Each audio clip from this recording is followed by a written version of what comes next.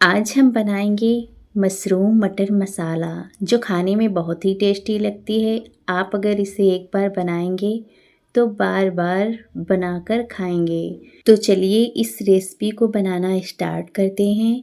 तो यहाँ पर मैंने ले लिए हैं 1 पैकेट मशरूम।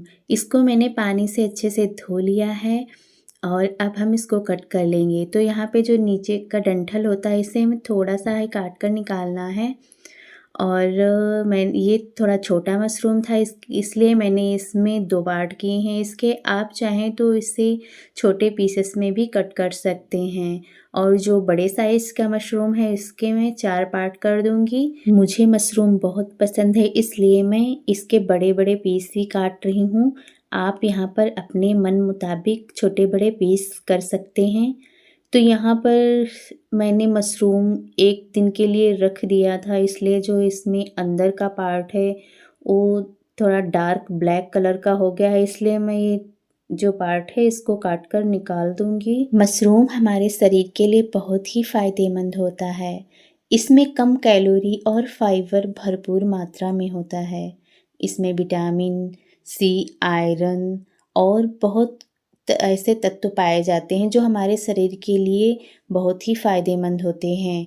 तो हमें मशरूम को अपने डाइट में ज़रूर शामिल करना चाहिए। तो यहाँ पर मैंने सारे मशरूम को कट कर लिए हैं। अब यहाँ पर मैंने रख दिया है कुकर और इसमें डाल दिए हैं 2 बड़े चम्मच सरसों का तेल। और यहाँ पर हम कुछ खड़े सूखे मसाले डालेंगे। सूखे मसालों में मैंने 2 लौंग, 4-5 काली मिर्च और 2 हरी इलायची, 1 तेज पत्ता और 1 चक्रफूल मैंने डाला है। आप अपने हिसाब से अपने मनपसंद यहाँ पर सूखे मसाले डाल सकते हैं। अब यहाँ पर हम डाल देंगे 1 चम्मच जीरा और यहाँ पर मैंने 2 मीडियम साइज़ की प्याज को काट कर डाला है।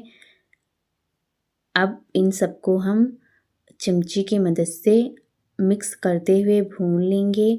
तो यहाँ पर प्याज को हमें बहुत ज़्यादा नहीं भूनना है, बस इन पर थोड़ा गोल्डन कलर आ जाए, बस इतना ही भूनना है। और यहाँ पर मैंने लिया है अदरक और लहसुन को मैंने यहाँ पर दरदरा कूट कर लिया है। अगर आपको अदरक और लहसुन पसंद है तो आप यहाँ डाल सकते हैं, या फिर आप सिर्फ अदरक ही यहाँ पर डाल सकते हैं। अगर लहसुन नहीं खाते हैं तो आप उसे स्किप भी कर सकते हैं। और यहाँ पर मैंने 1 सूखी लाल मिर्च डाली है। अब इसमें कुछ सूखे मसाले डाल देंगे। तो यहाँ पर 1 चम्मच धनिया पाउडर और 1 छोटा चम्मच हल्दी पाउडर और आधा चम्मच मैंने यहाँ पर लाल मिर्च का पाउडर डाला है। अब इन सबको हम अच्छे से मिक्स कर लेंगे। तो यहाँ पर ज़्यादा नहीं भूनना है, नहीं तो मसाले जल जाएंगे। और यहाँ पर मैंने 3 मीडियम साइज़ के टमाटर को मिक्सी में पीस लिया था, उसको हम इसमें डाल देंगे और इन सबको मिक्स कर लेंगे। अब इसमें हम डाल देंगे 1 चम्मच नमक, क्योंकि टमाटर डाला है तो नमक तो जाएगा ही जाएगा। अब हम इसे लो फ्लेम पर 4-5 मिनट तक अच्छे से भून लेंगे। तो देख सकते हैं यहाँ पर जो टमाटर था, जो सारे मसाले थे वो अच्छे से भुनकर रेडी हो गए हैं।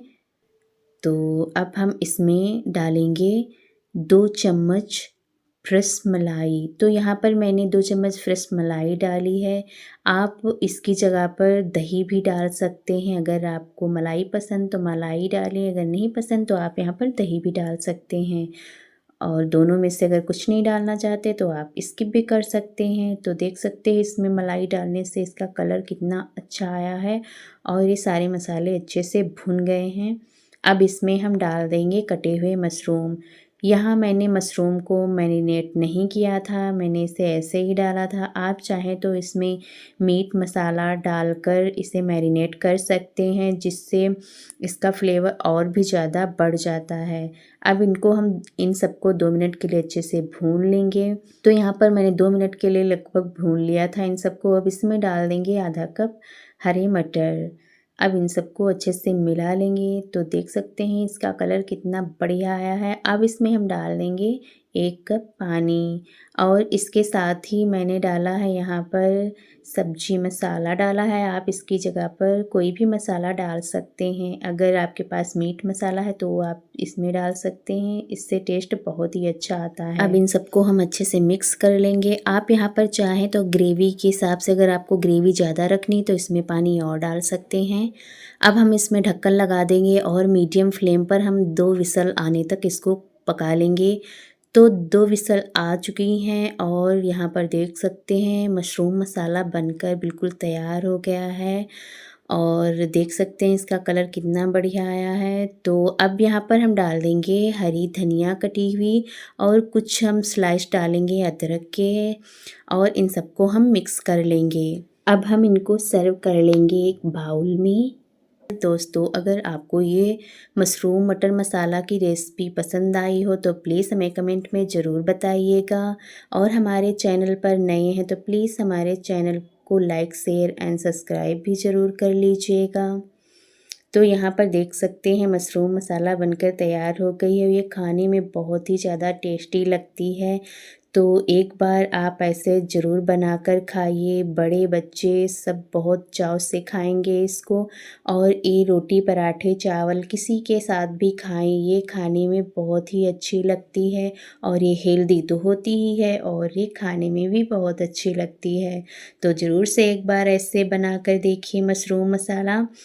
तो फ्रेंड्स, फिर मिलते हैं किसी अन्य रेसिपी के साथ। तब तक के लिए धन्यवाद। टेक केयर दोस्तों, बाय बाय।